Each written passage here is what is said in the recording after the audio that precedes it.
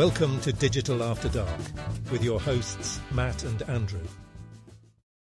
Hello, and welcome back to another episode of Digital After Dark, the podcast where we explore the latest trends, challenges, and opportunities in the digital space. I'm Andrew, and joining me as always is Matt. Matt, how's it going? It's good. It's not quite dark yet. I was thinking, because this is the first daytime edition of Digital After Dark, but you can see by the sort of slightly washed out colours on my camera that it's getting dark, because what was it, solstice yesterday? So it's digital at dusk, and then we'll see how long we go on for, and it might become after dark. But yeah, I'm good. Yeah, I was thinking the same thing. I was like, this is the first time that we've done one with the sun up, so it was kind of unique. Well, you can tell because I'm drinking tea, so it's still the daytime.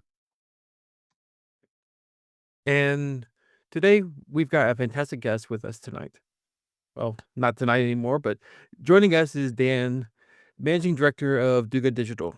Dan is known for helping brands turn data into actionable insights, specializing in digital analytics, consent and governance, and first-party data activation. He's delivered over 30 analytics implementations across GA4, Adobe Analytics, and more, and he's passionate about solving complex data challenges for businesses. Dan, welcome to Digital After Dark. Thank you, Andrew. Thank you, Matt. And thank you for the introduction. That was very kind. I didn't know any of those things about myself, so that's good. And the very first time I joined the podcast, they did the same thing, and you handled a lot better than me. I was gushing like I was over the moon, like, wow, this is all about me. Well, Dan reached out on LinkedIn just saying, hey, I want to do more podcasts and conferences. And I just reached out saying, hey, you want to come join us? And he agreed. So thank you so much for reaching out putting out the LinkedIn post and then agreeing to join on. No, thank you. And yeah, thank you for inviting me. Thank you for reading it, first of all. And then, yeah, as you say, that's one of the aims of 2026 is try and do more speaking, more engagements, and have good chats with people like yourselves. And yeah, hopefully we'll see how far it takes me. Amazing. Well, let's go ahead and kick this off because nobody's here for the introduction. They're here for the actual content. So, for starters, I'm curious, what inspired you to start Do Good Digital and what gap in the market were you aiming to fill? Well, that's a good question. And there's lots of good answers here. So before I answer that question, I have to kind of go back through the potted history of Dan Truman and what's happened really, which is I've been in digital analytics for about 16 years. I have worked both agency and client side in that time. So I helped set up the Brainlab's digital analytics department. That was me. I was employee number one in that space. And obviously they've gone on to really good things. From there, I worked for TUI Group as the global head of digital analytics and conversion optimization, which is not easy for me to say or spell. And after that, unfortunately, we went to COVID. So it was a bit of a challenging time. Now, during 2019, the year prior to COVID, I took 94 flights all around the world. Lucky me.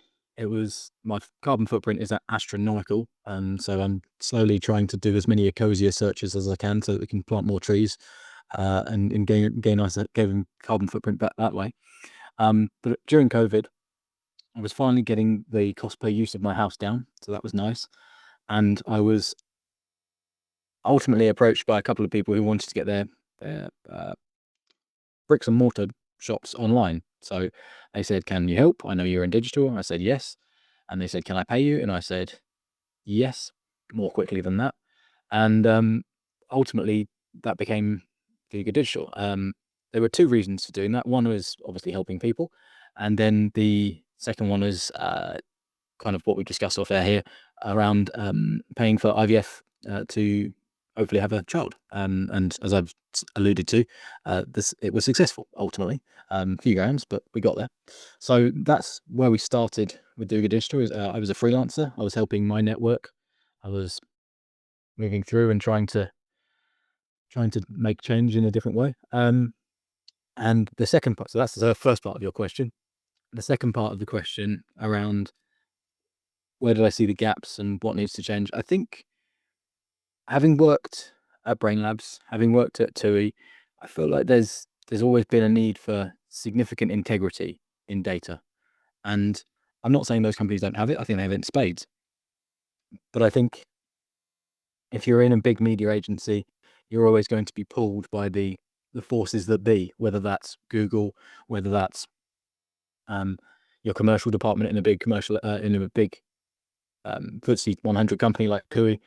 You're always going to have those gravitational pulls, forces working maybe with you sometimes, maybe against you sometimes, and there's always going to be something there. Whereas Douga kind of allowed me to have the opportunity to be a bit free, licensed to do things in our own way, and also licensed to just sort of put my own stamp on things. I'm quite an opinionated person. We'll probably find that out here. And that kind of just seemed like the best idea going. It wasn't necessarily supposed to end up with a 5-person agency. It wasn't necessarily supposed to even last this long. The way I've described myself a few times is an accidental business owner, i.e. you make a good cup of tea, as Matt likes. You get asked to make more good cups of tea. And that's kind of the way we've just built organically. We haven't necessarily tried to push ourselves into a specific market. I'm not sort of here filling, some wacky SaaS need that I've seen. This is very much about quality service repeated time after time after time and organically grow that way. That's amazing. I mean, it seems that COVID has always been the starting point for a lot of people. And you just, as you put it, accidentally fell into becoming a entrepreneur and business owner with 5 people within your team. Yeah. I think not having that time in taxis on the way to airports, in airports, waiting for flights, being on flights, all that dead time, as I called it. It would have been really interesting to see what meetings like this would have done in that time, but that's that by the by.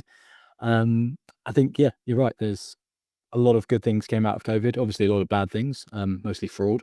But yeah, there's plenty of inspiration that happened, which is nice. It's always good to look at the positive sides of life, even during those dark times. Exactly. All right. So let's get to the first conversation for all of us, consent and data ethics. So how do you see the role of consent and data ethics evolving in the next 5 years? And how do you balance the need for granular data with consumer privacy and trust? Big question for all of us, because we're all on the, let's call it, data collection side of things, but we're all going to have very interesting views around the other side. I think there's a starting point here, which is almost awareness of these things. And I think awareness of these topics across the general public has been growing for the last few years. I think I saw an article in the Financial Times maybe 4 or 5 years ago. When I say I saw it, I saw a picture of it. I wasn't actually reading the Financial Times. I'm not that person. But it was about John Lewis and all of the data that was being collected and used on their website. And it was for, the public reader rather than anyone in the digital analytics space. So I think that awareness piece has just grown massively. Obviously, it helps that every website in the world has its own cookie banner or consent banner at the moment. And so I think that awareness piece is sort of where all this stems from. For that, obviously, it wasn't quite so much in the public eye, quite so much in the topical piece, which is why you've asked the question. It is great that the general public is getting more aware, but unfortunately, I think at the same time, the governments are getting more aware and they are not always the most informed when it comes to setting the laws and regulations that we must abide by. I think the public awareness piece, and you mentioned tea. I've got my teapot. I think the public awareness piece. I think it's good and beneficial that people are more aware of what's happening with data, but I do think that there's an element of scaremongering going on as well. I think that that's not to say that people don't misuse data, because obviously that companies don't misuse data, or that they certainly weren't doing. It's not to say that they weren't doing in the past, but I think it also comes with a certain amount of misunderstanding, which feeds into your point around the governments and legislative bodies that are bringing in controls. I think the misunderstanding goes sort of, well, it's extensive. I agree. And I think it's going to be interesting because one of the earlier podcasts that we talked about, Matt, it was the fact that the UK is updating their PECR to match with their vision of what GDPR is. And I was expecting their ICO's guidance by now. I actually checked it out while I was producing the slide deck last night, that they last updated this in July of 2025. And they said that this guidance is still in draft form as per the December 2024 update. We will finalize it following the second consultation on the new chapter. So I'm really interested to see where does the UK take this and how much of the understanding that we all got during the summer is going to maintain with the ICO's second consultation. So just to, because I'm not always in the weeds of this, but the guidance in the summer was obviously an extension from the top 100 sites to the top 1,000 sites that they were looking at as almost their top targets, let's say, the scapegoats to be made. There was that, and then is it the DDUA? What's the acronym? So there was the January thing, and then the extension of the sites and sending out the letters that a lot of our clients were, some anyway, received letters, and certainly some acted upon it, whether or not they got letters. But then there was the change to the act. The Andrew, do you remember what the acronym is? I don't remember because I know they keep referring back to PECR. I don't know if they're going to be extending it now, but it's essentially going to be where they're going to be a lot more lenient when it comes to the cookie consent and the understanding of that. It's used for let me find out. It's the one where basically you can the data use and access says DUAA rather than DDUA. DUAA. So it was the update that said you can collect data for the purposes of statistical analysis for improving your website. That was June. So if I could take this high level, it's interesting to me that 3 of the top voices in the UK on digital analytics are currently negotiating with each other on what's happening within the industry, which is kind of an interesting point to be at. Just if you look, if an outside observer was looking at us going, I'm not sure what's going on here. Nope, these guys aren't 100% sure either. And that's kind of where we've got to by hook or by crook, by accidental leanings here and there. And to your point, Andrew, governments and legislative bodies that don't understand everything they're putting in place, they're sort of one rule blanketed, has absolutely no criteria, no thresholds, no sort of detailed analysis for different industries and things like that. It kind of feels very, very universal, but equally somehow doesn't apply properly. One example I can think of is the Google's consent mode. Arguably, and this is where you come into, I'm not a lawyer, this is not legal advice. You have companies who are choosing to use this, others who aren't choosing to use this because they don't believe that it complies fully with GDPR. And so you end up in a situation where you have to customize everything rather than this one blanket rule that I assume, naively perhaps, that legislative bodies were expecting to just take place. I think that's the thing. And so you bring your and this is the confusion.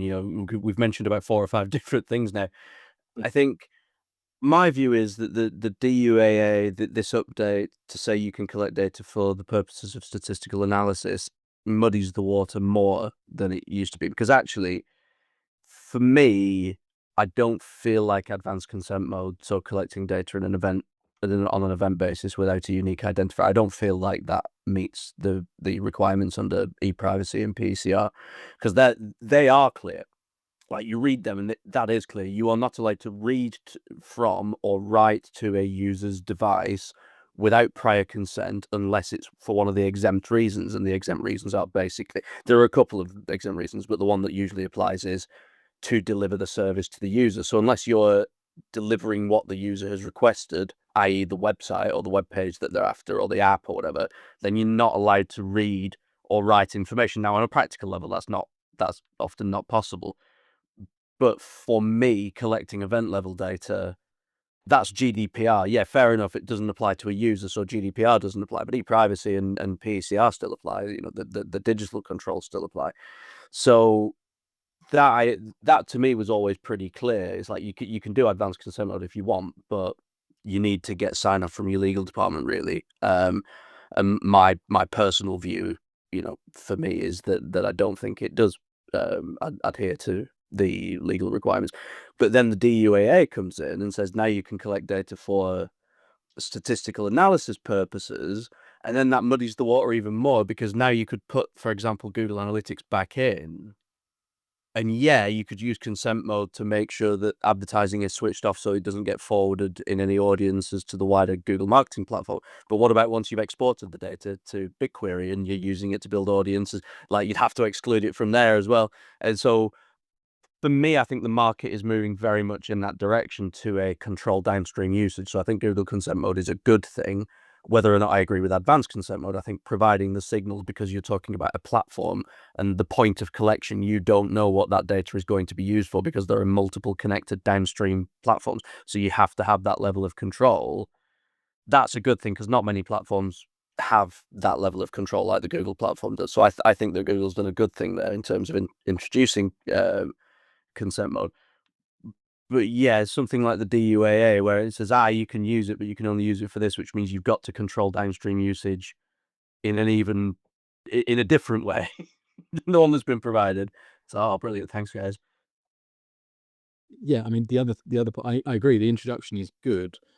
The challenge is then the implementation of it, because that's not consistent across. So if I'm a user, thinking naively, if I wanted to understand my collective consent across all of the platforms that I'm using, and I would expect myself to be relatively consistent in my acceptance or not, I imagine if I was to graph that, it would probably go up, down, up, down, up, down, up, down, up, down, based on the implementations that have been put in front of me, the opportunities I've had to reject things, the opportunities I've had to accept things.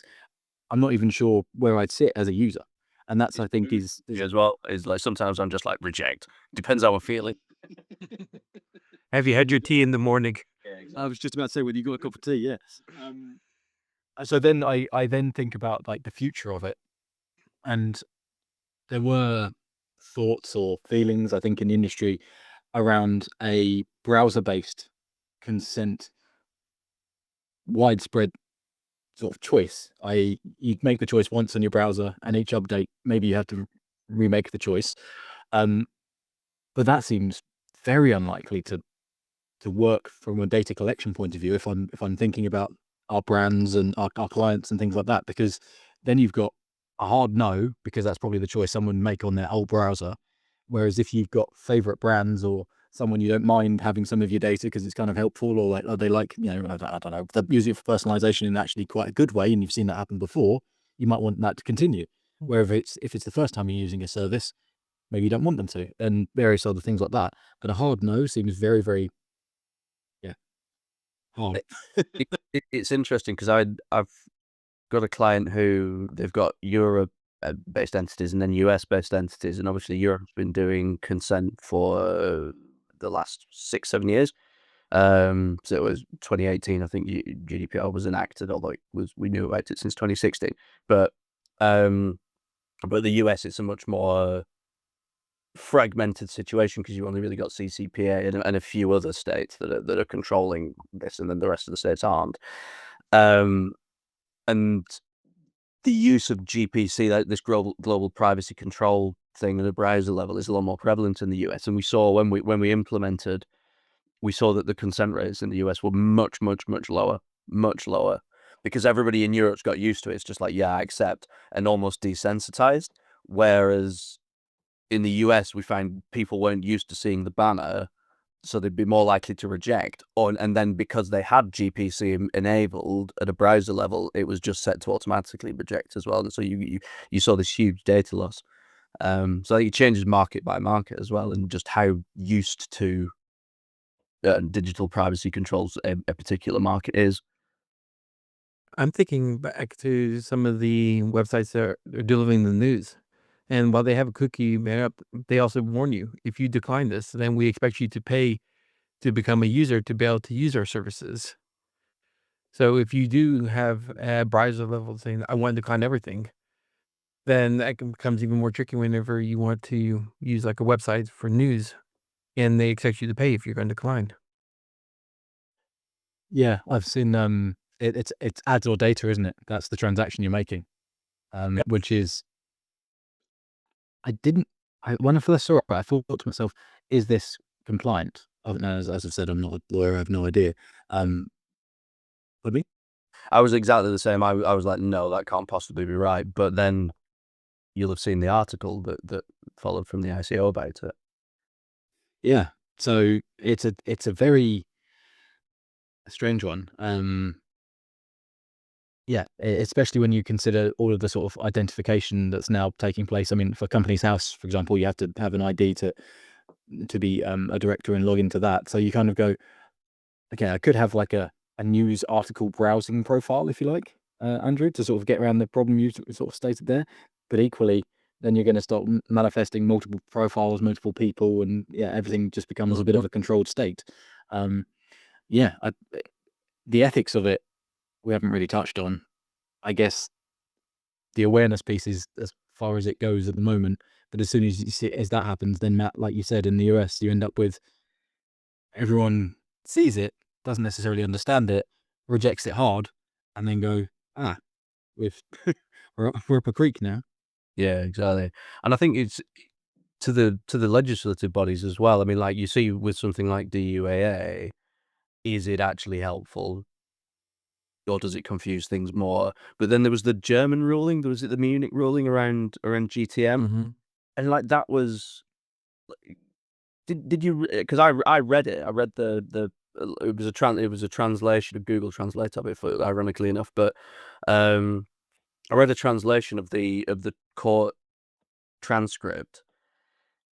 And the thing that really struck me about it, because everyone's panicking. You remember LinkedIn for a while was just absolutely full of articles and posts about how you need to block GTM by default. But then you read the actual transcript, and it was very, very clear that it was this specific company, because what they'd been doing was they had been using GTM to serve tracking scripts without consent. And then when they've been told, well, first off, they didn't have a decline button. They just had an accept button. So they got told off for that. Then when they did have a decline button, they were using GTM to track people before consent. So then they got told off for that. So it was all the stuff you shouldn't do. And then you read it and it was like, well, GTM is used to serve these cookies, and therefore the sole purpose of GTM basically is to track, and therefore you must switch it off for this particular company that the ruling was given against. So it didn't feel like, to me, it warranted the level of panic that seemed to precipitate. But I don't know. What do you think? I mean, if there's a bandwagon that's got big enough space, then people will jump on it, Matt. Like if there's enough of voices in the crowd shouting, then people will jump on it. I personally didn't read the transcript, so I'm happy to hear that news. I agree. I think also for the level of punishments that I think there have been ones handed out in Denmark as well, if I'm not mistaken. For the level of punishments that get handed out, I think you have to go through some pretty severe warnings and also continue to do some pretty severe things like that. Yeah. Before that happens. So I'm not saying it's natural selection, but I am saying that they've definitely had warnings in place, and it feels like you've gone through those gates and sort of made your choice as a company. And that kind of answers Andrew's secondary question, I guess, of what's the balance and trade-off between the privacy, consumer privacy, and the granularity of data collection. I think that is a company choice. That is very much, this is how we're choosing to treat our users and to offer our users data up, or use our users' data, versus we want to know everything about our users. We want the granularity for whatever reason. That feels very much like choices are made in meetings, which fair play to them, and they've made a choice out of a meeting. They've done better than most companies, but that feels very much like, this is our stake in the ground. This is how we operate. I think that's right. I think because you can get bogged down in the technicalities, like with that GTM ruling. Yeah. But fundamentally, I think that, and you could tie it back to that GTM ruling if you wanted to. Like I know companies that are using GTM to serve their consent management platform, for example. And the reason that they're doing that is because they've got multiple disparate development teams spread out, across various markets. But they have one consistent platform that's managed centrally. And so therefore, if you want there to be a consistent consent management platform, you do it through the tag manager. And that's all they're doing. They're not collecting anything pre-consent. They're using it to serve an essential piece of kit.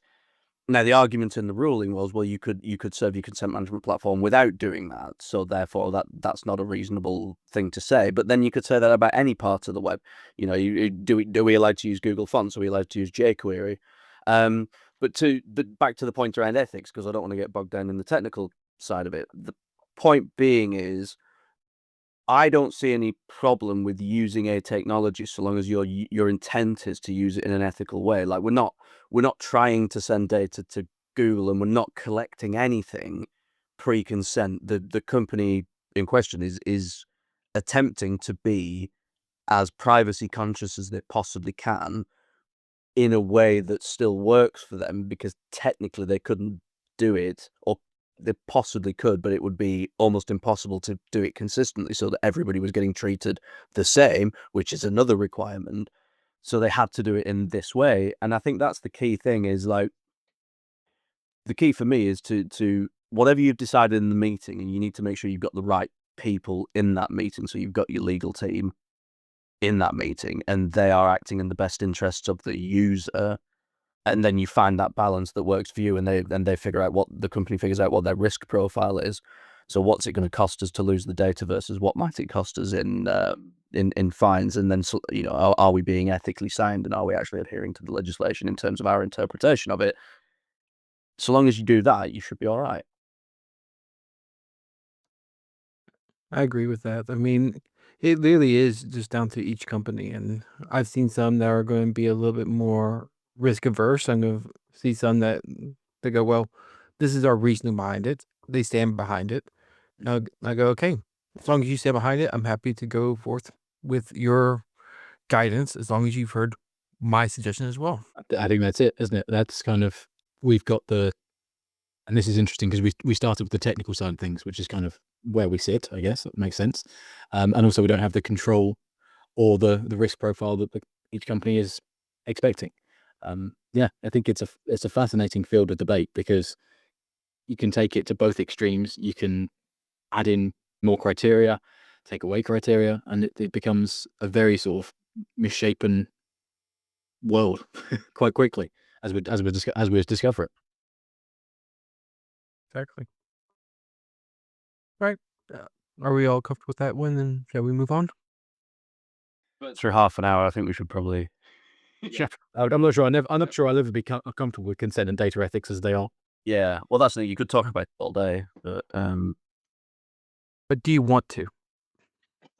It wouldn't be much fun. All right. Well, now we're on mistakes in GA4 and GTM implementations.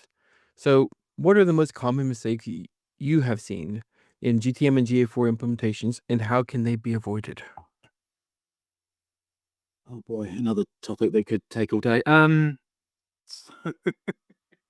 By design, to be fair. So we're doing a lot of server-side implementations at the moment, and in order to manufacture that, we often do a mirroring of client-side versus server-side to understand what the uplifts look like, what the changes look like, and also not to change any production data before we move any server-side into production environments. Along with that comes with a need to clean up client-side containers first and make sure everything is sound, ready, and practical. I think some of the biggest mistakes are still in triggering. So one of the biggest ones we're seeing is, and it's going to come back to the previous topic, but rather than consent initialization, I still see it all the time on page view or DOM ready. Triggering events based on that, and actually even before that, the GA config tag is often not the first to load. And that causes huge downstream problems with events firing first, ending up with various different dimensions being not set or misattributed, most commonly. And the other one that we found a lot recently, and this is sort of, again, to Matt's point around global properties or global uses of GTM, is multiple GA config tags clashing with each other and then misattributing data on that basis. We've actually started using a tag that was developed in the community called Improve GA4, which I don't know if you guys have seen that one, but that's quite a good one. I can't remember, Derek Carvalho. I'm gonna murder his name. That's unfair on him. I'll find the details and fire them across. But yeah, it was a really, really good and useful one. And ultimately, you end up with effectively multiple routes for the same event. A bit like segment back in the day. And yeah, so that's where we've seen a bunch of implementation issues in data quality, especially, come from those config setups, some of the triggering setups.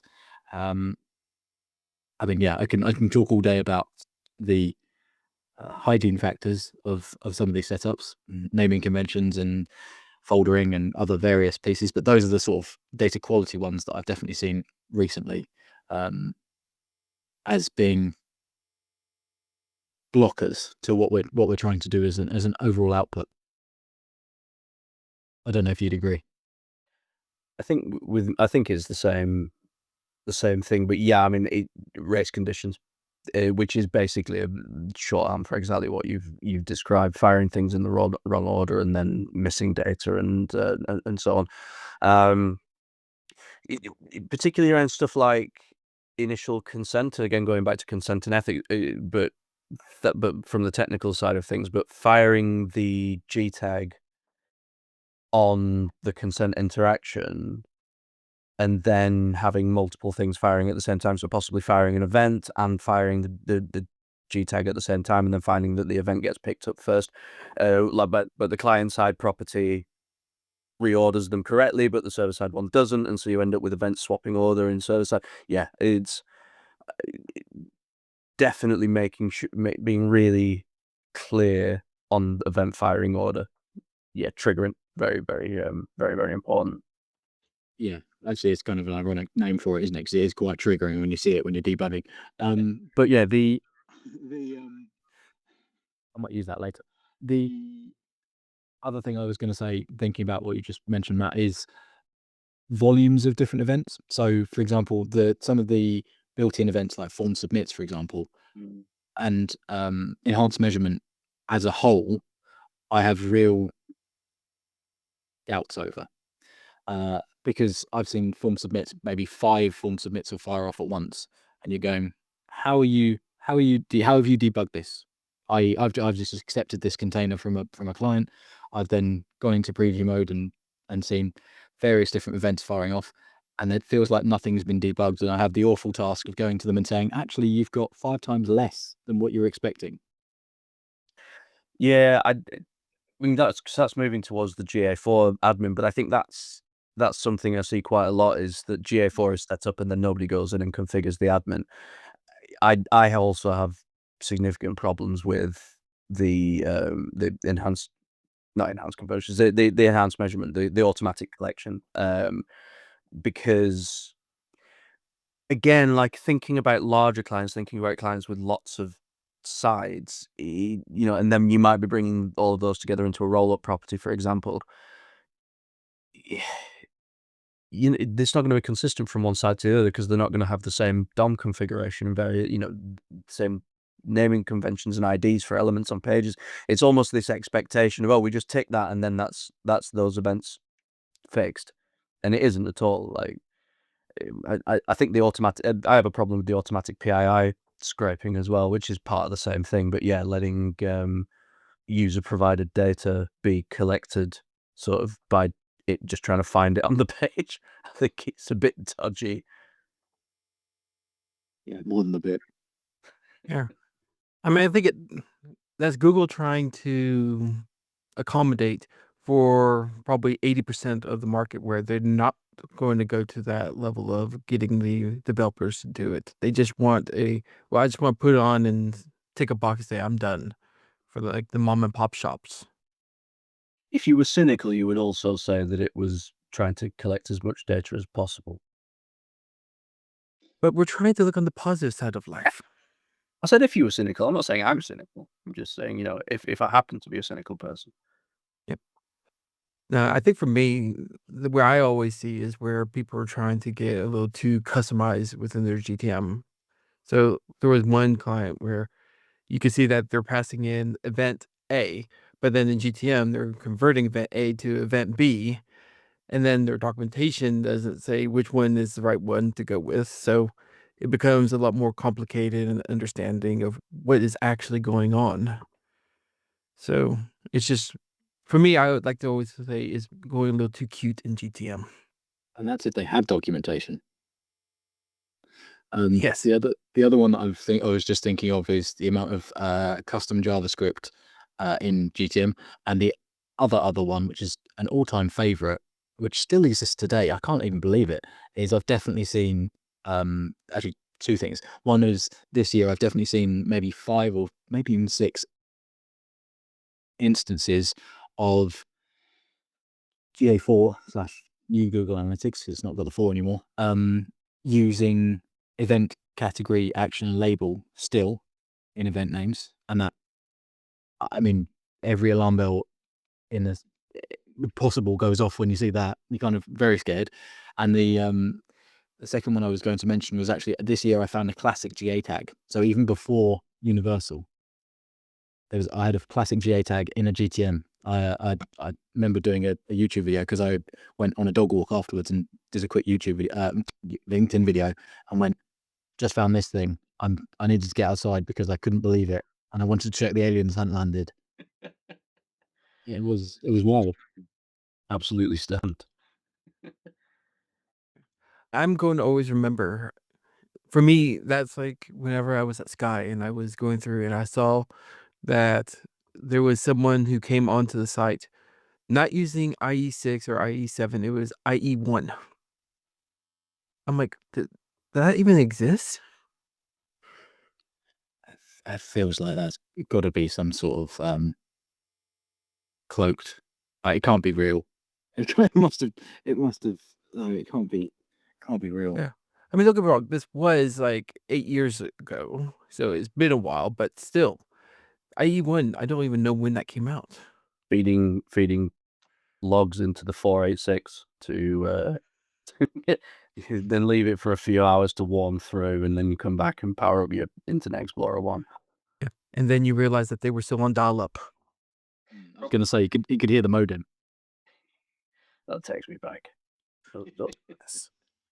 It's also aging all of us. What about, do you see, I mean, obviously SGTM is a much newer thing and fewer people are doing it. So people have had fewer opportunities to cock it up yet. But what are you finding are the sort of, were you coming in maybe to pre-existing SGTM implementations? What are you finding are the main tripping points? Well, first of all, not coming into many pre-existing ones is quite interesting. So I think there's two main issues. One is, how do I, like, as a client asking, how do I set up a new event in SGTM? How do I make that happen? So not sure on the the connectivity between the client and the SGTM container and things like that. How do you work through them? Those kind of questions. The second is, how do I debug this? And you're like, how do you mean? And you sort of just go through that as a stage with them, because they're scaling. So if they've got it set up in GCP, for example, they've got it on SaaS, they're scaling, they're not very happy with, and they don't understand what they need to do there. So it feels like a bit past the baton between agencies, because I think agencies have currently got the knowledge. Some of it's in-house, don't get me wrong. I think there's some really, really good and smart in-house people, but often it's very much our agency set this up for us. Oh yeah. Or if they've got a SaaS platform, they're not sure, like, take your Staple or Addingwell or whoever it might be, and they want to do it in-house on their own cloud infrastructure. How do they do that? And they're not necessarily sure on what to do there. So I don't necessarily see any mistakes at the moment. It's more a lot of education, a lot of learning, a lot of how do I move this through to where I'm expecting it to be, or how do I close this thing down because I can't understand it. Yeah, I think there's one thing I do want to come back to. I think the ones I've tended to see, because I've come in on one pre-existing one and then one that was kind of halfway through being implemented. But I think the big thing that I find is not taking it to that degree where you're actually getting the benefit from it. So kind of doing it, but doing it up to a point. I've got there's two that I know of that have gone to the effort of setting up an A record, but haven't put the A record on the same architecture that delivers the site. And so it's on a separate IP, and so you're just not getting, what one of the purposes of doing it, rightly or wrongly, is to deliver from your own endpoint, and so you get cookie persistence back. And yeah, just like where you've gone through all this effort and potentially spent, £100,000 getting it set up, or like God knows how much, getting it all set up, and they've got all the data flowing through, so there's all the GCP costs, and then it's on a different IP address. And stuff like that, I think, is where I'm kind of seeing things and going, yeah, just fix that, and it's quite quick, and you'll get massive benefit from it. Yeah, and there isn't, maybe I'm speaking out of turn here, but from our perspective, there isn't actually that much for the client to do. Sorry, the brand in this instance. Let's not do client and server side with clients difficulty. But from the brand perspective, there's not that much to do. As you say, change the A record, create subdomain or subfolder, make sure it's pointing from the first party endpoint, and that should be where you're going to. And you should have a team that's managing that that CDN or whatever it is that's delivering your website. It's just like you'll have people who can do it. And yeah, like that's at least two occasions where on one occasion it was like, yeah, we just descoped it. We did the rest of server-side GTM, and we just descoped the thing that was going to get us the majority of the benefit. Third question: Did you still get paid even though they descoped it? We hadn't done that one. No. It was coming in. It was sort of coming in later and going, oh, well, why did we descoped it? Because that way, and then they're hopefully pushing them towards rescoping it. Yeah. So the one I wanted to touch on was, because I've not done much with Addingwell and Stape and those guys. How do you find those SaaS platforms versus a self-managed? So I would say we're probably 80-20, maybe even 90-10 in the opposite direction. So doing a lot through Addingwell, which I think is a brilliant platform, to be honest with you guys. So the key things for me are that they create their own CDN, so it's separate from the site, so you don't actually have to worry about any sort of conflicts, which is really, really nice. You're still asking for a subdomain, you're still asking for an A record, but they're creating a separate CDN so that there's no conflicts, and it's actually really, really strong that way. The scaling takes care of itself. I don't have to do anything in GCP, which is lucky because I'm not naive, but I don't want to be native in there. I don't want to be a cloud engineer. If I did, I'd go and find a job.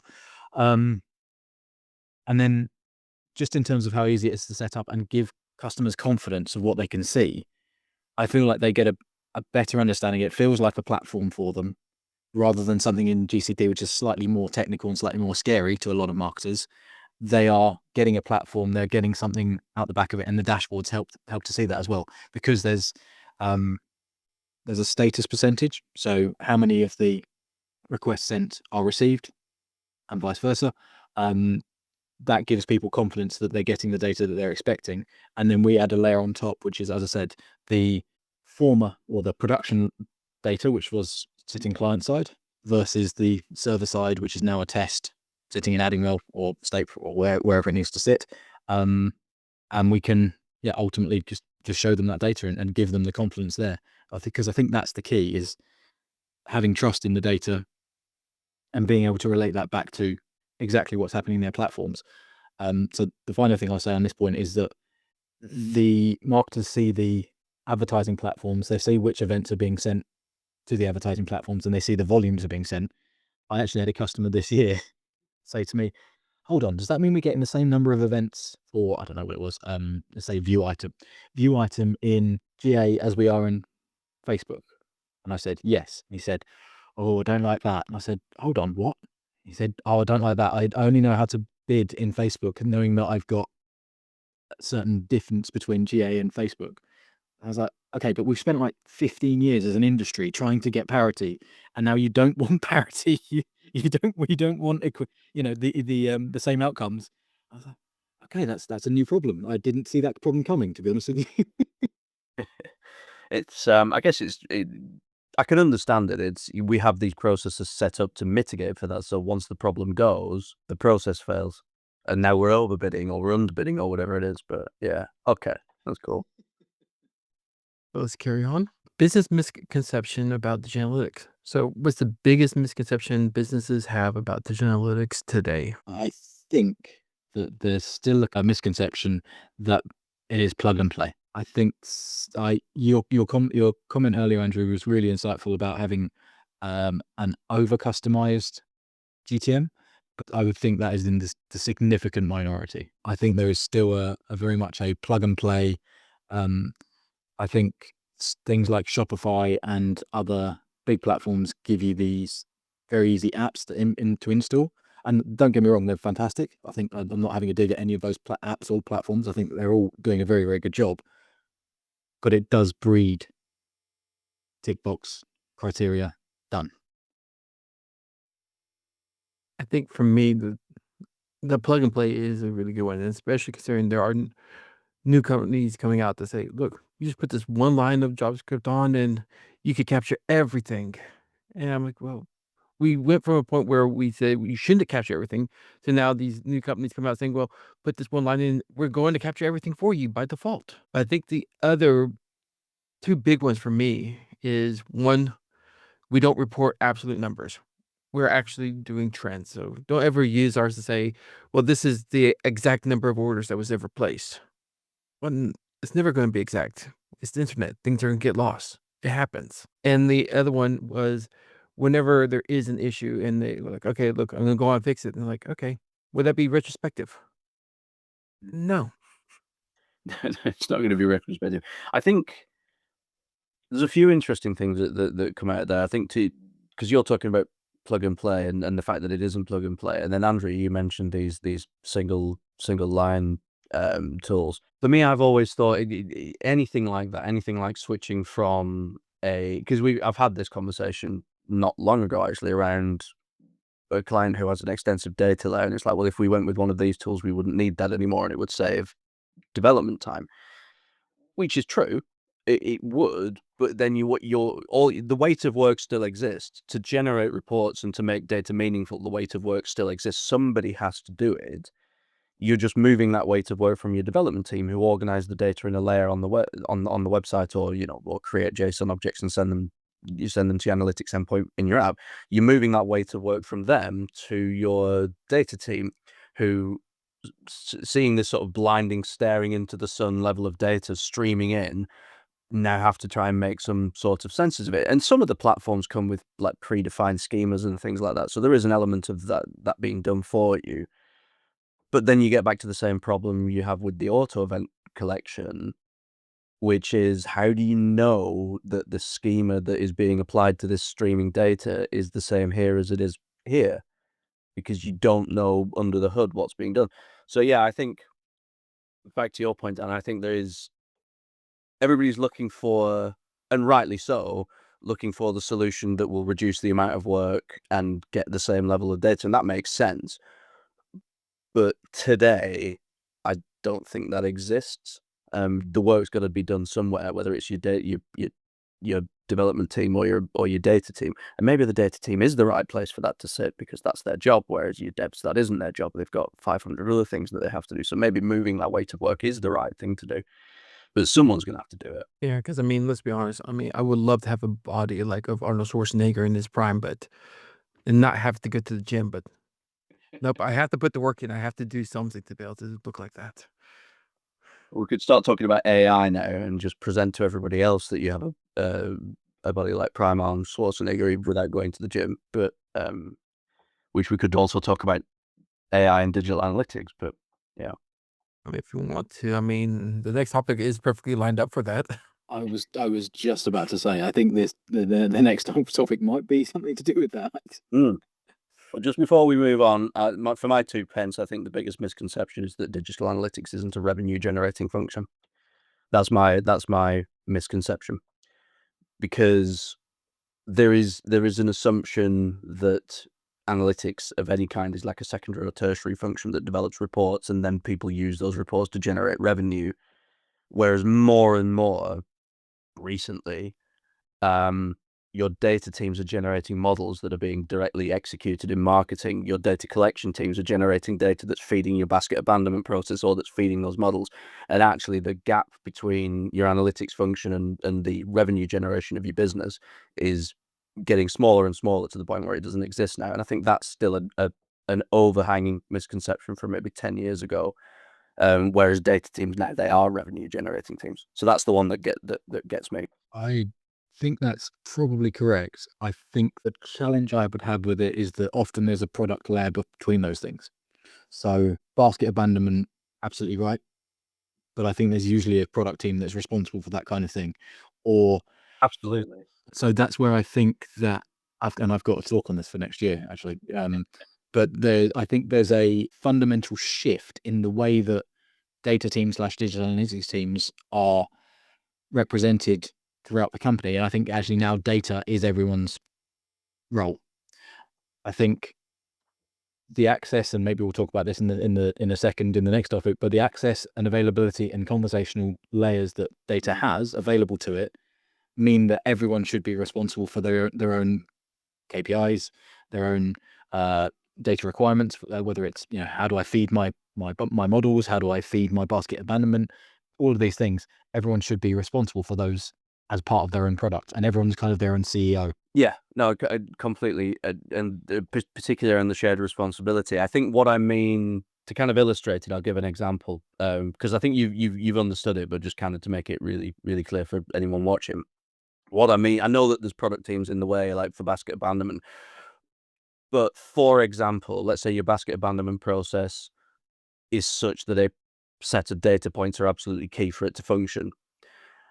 And you still make, as a business, you still make the assumption that data is a secondary or tertiary function and isn't directly revenue generating. And so you descope QA, you descope testing. Like, we don't need to do data testing. We only need to do testing on customer facing things. And those data points get switched off. You've just cost yourself, £1 million a month or whatever. And so that's kind of where I'm going. Or data feeds your data models, and those models start being fed with poor data.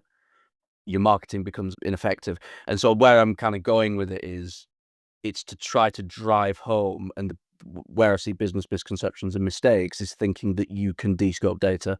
And I see it so many times where you've got a project and data gets descoped because it's not revenue generating. It's not the important thing.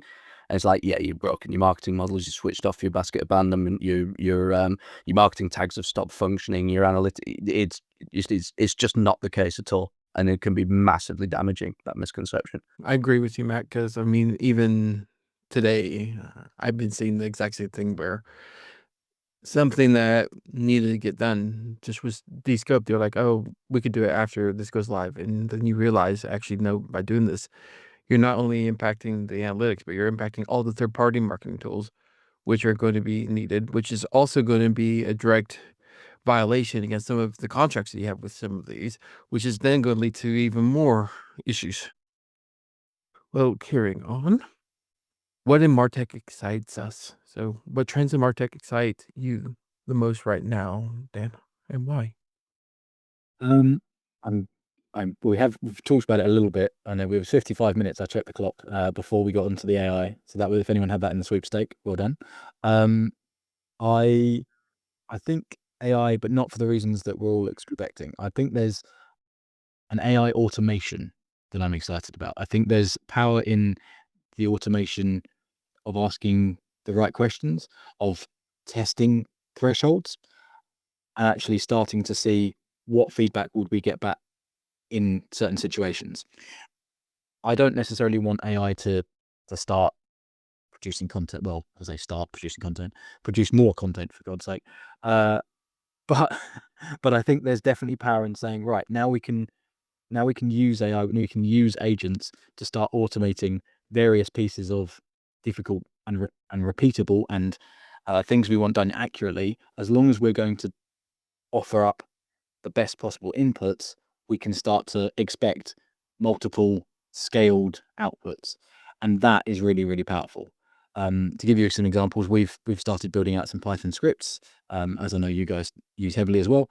And the idea here would be, okay, how can we produce software around that? How can we produce automated software? How can we start to deliver on the expectations that this doesn't have to just live locally, but can actually start to pervade all the projects we have, all the web, and actually start to increase our scalability, even though there's few of us. That's where I'm quite excited. I think that's really interesting because we're in a very similar place, because when you look at, you've got a team of 5, and if we remove the rest of the company, my team is a bit of a similar kind of size, and you don't want to. So there's two business models. You can bring on more people, or you could bring on. You could look like to bring on like a contracting arm somewhere that might give you cheap, a cheap resource. But do you want to do that? Because part of the, like, when you describe why you started the business in the first place, it's so that you can deliver on these things, not so that you can water it down and give it to people who may not really care and may not really know the same that you do, and so then the quality is diluted. Whereas automations, if you look at things that are repeatable across multiple clients, because everybody's wanting to do the same thing, or everybody's using the same platforms, Google being a prime example, who doesn't have GA4, or you don't like to call it that anymore, who doesn't have Google Analytics? It's so if you look at that, then yeah, that's what excites me as well. And I've not even touched on AI yet. I mean, I'm literally just talking about Python, Node.js, hitting API endpoints and repeating things, and then turning that into a little mini product that you can then use with all your clients. It's exactly the same sort of thing. That really excites me. I love all of that. Yeah, the AI element I meant to that is actually being able to productize it. So I don't know if you guys have played much with Google AI Studio yet. That's a fun tool that I have spent hours on, into the wee hours of the morning, because it's an LLM prompt for products and SaaS, and actually codes output. I mean, it's a vibe coder, but I can see the hookup. I can see how it would work, and yeah, that kind of gets me going. I think we've been looking more at Copilot Studio, the Microsoft one, just because we're based on MS, and all of our clients are based on MS, and so it makes sense. You can have a SharePoint location as a knowledge base and that kind of thing, and you can pump it into Power Automate and use it to do. So yeah, I mean, it doesn't have the direct connection into the Google products, but it kind of has that direct connection into the client backend. But yeah, absolutely, it's we're just kind of dipping our toes into that space and seeing what Copilot can do. I'm going to be riding the same train. So when it comes to AI, I've been watching a lot more YouTube videos on how do you get the most out of it. And there's one that really excited me where it was a principal engineer for Copilot at Microsoft, where they're actually teaching you ways to not look at AI as something to dump something off on, but how to make it more of an actual partner. And I thought it was interesting that they talk about, like, yeah, almost have to treat it almost like an actor or actress, where you're telling it, this is the persona that I want you to play as. Now, based off of that, I want you to do this. I want you to tell me what your confidence levels were on this. What assumptions did you make on this? And give me links where you found this information on. So you're also telling it to audit its own response back to you. Yeah, I like that. Yeah, I like and because it's often quite agreeable, especially LLMs seem to be very agreeable with, like, whatever you put in. It's like, that's a fantastic way of doing things. And you're like, I felt less than 10% comfortable when I came in here. I feel even more mistrusting now. But yeah, all I could think of when you were saying which actors, prompted for an actor or an actress, right? You have to act in this way. I was thinking, what if you got it to act like Homer Simpson, or something equally disturbing that just sort of like Homer Simpson is now a digital analyst. Like this would, I mean, no one under the age of 20 is going to get that, so that's fine. But yeah, it's an interesting way of doing it, and absolutely, you've got to get the AIs and the LLMs to critique themselves into forcing the right behaviors. I mean, you say no one under 20 is going to get that. I'm also wondering what percentage of our audience is even going to be under 20 years old. I don't want to insult our potential audience, but maybe none. But yeah, I mean, I'm completely with you on that. I think the thing for me as well that I find interesting with it is integrating the AI agent with the automations. So don't necessarily expect the AI to go and do the thing for you, but give it the tools to go and do the thing, and then allow it to maybe orchestrate or take the inputs, and again the structured inputs, and then do the orchestration with the tools that you provided it, the automation tools that provided it. But what it's going to be really good at is taking massive amounts of data from the results and then summarizing those results and giving you the output, which you wouldn't be able to do for yourself. Yeah, so all the MCP servers and pieces like that are really, really good at that. Yeah, we've hooked up a bunch, even to the point of Slack. We don't even necessarily read all of our Slack messages anymore. I shouldn't say that, but the things like Measure Slack, for example, we want to understand what's happened in Measure Slack in the last, I don't know, 24 hours, a week, or whatever it might be. Yeah, getting all of that for an MCP server is really, really strong, really, really powerful. You say that it's not necessarily going to be able to do all the automations. I don't know if you've seen TagAssistant.ai, which is a very, very cool product of Gunnar Grease and Mark Edmondson. Very interesting, conceptual. What can we do here? It's got some legs, I think. And I'm interested to see where that kind of thing goes, because that kind of agentic use, Yeah, and output. As I say, I haven't played with it yet. I'm keen. I think I like. No, neither have I, and I should do. I did see it, and I would like to try it. I think my worry, I have a lot more confidence in it when it's triggering something that is a repeatable script, and I can see the script, and I can read the script, and I can know what the script is doing. Just because I've seen some of the outputs. And so would I trust, given what it's replied to me sometimes, and then I've corrected it, and and we've gone and we've moved past that, but would I trust it with accessing and publishing to my GTM container, for example? Mine, yeah, probably. One of my clients, not yet. That's where we can sandbox, can't we? Yeah, exactly. Which is why I give it access to mine. Yeah, and then test and learn. But yeah, I think that's the worry for me, because we do still get, like, I mean, the hallucinations, the incorrect responses, stuff being just allowed. I use a lot for coding because it just speeds coding up a lot, and things being put in the wrong place, or referencing values that don't exist, stuff like that. You do see that. So I would want to maintain a level of control at the moment. Yeah. And one of my favorites is when coding with Python, it always assumes certain folder names, i.e., not obviously on my I've got local files, obviously, and trying to read from them, and it just gives me a random example name. I'm like, that's not where that is, but that's okay. I understand where you're going with that. But yeah, I see the point. It definitely speeds up the coding around it. Yeah, absolutely.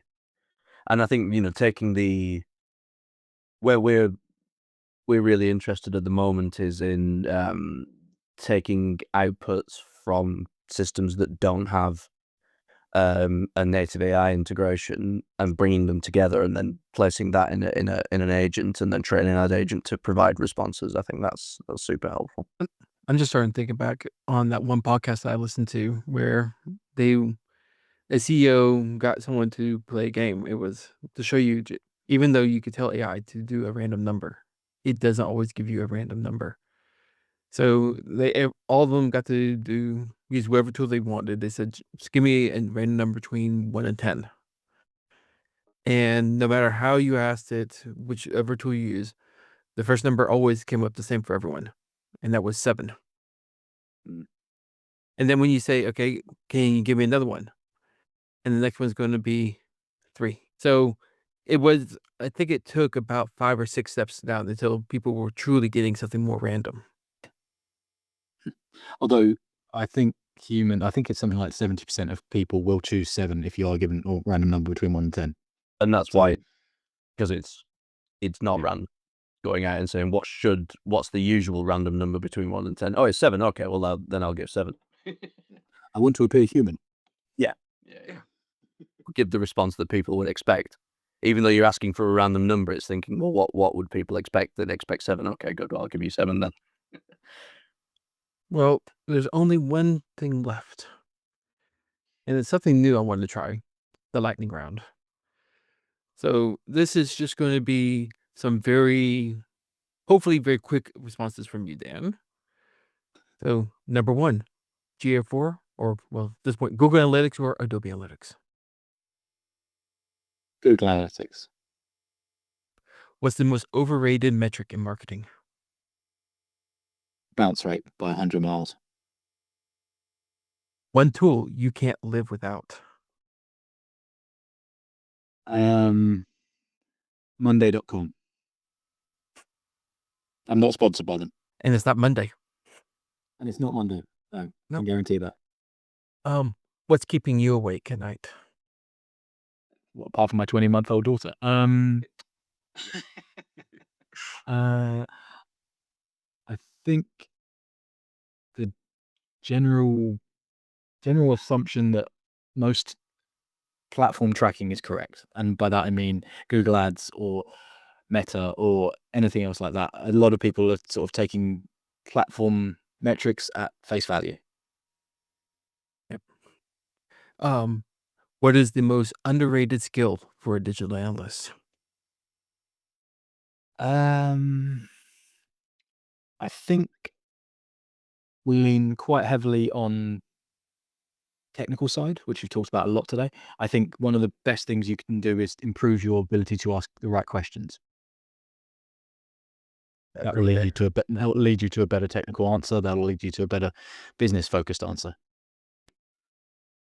Yep. And the last one, what is one word for the future of digital analytics? Cop out, uncertain, rocky. I was going to say, okay, if you want, use 3 words. I was going to say no, the 3 not dead yet. Yeah, for 3, something like AI automated soon. Yeah.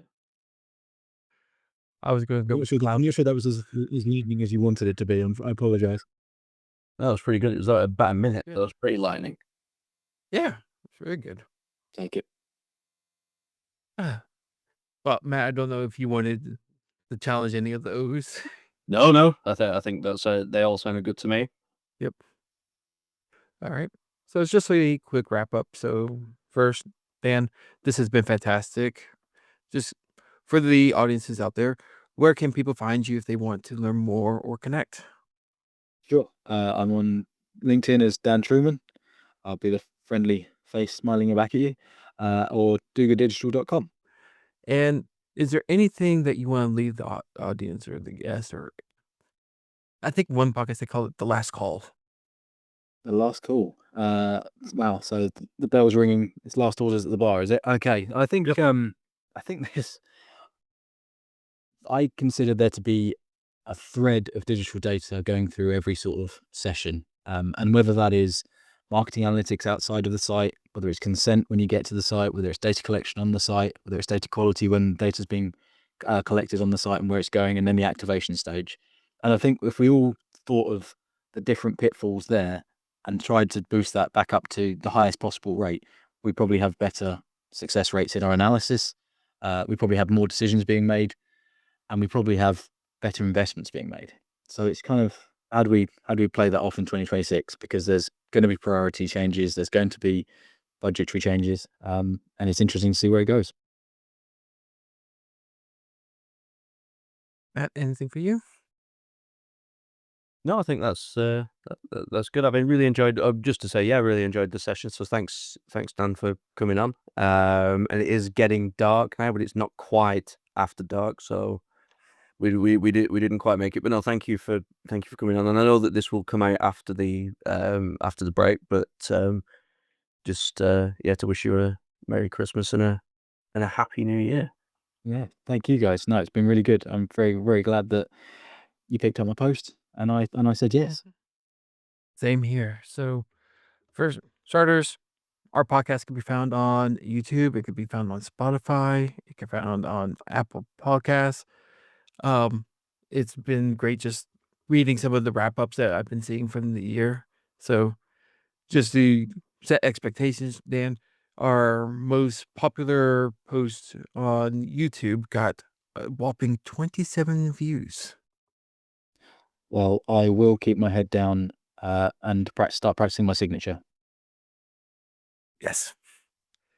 So, last, Dan, Matt, thank you so much for taking time out to joining in on this conversation. And I want to thank at least 26, 27 people who made it this far. So thank you.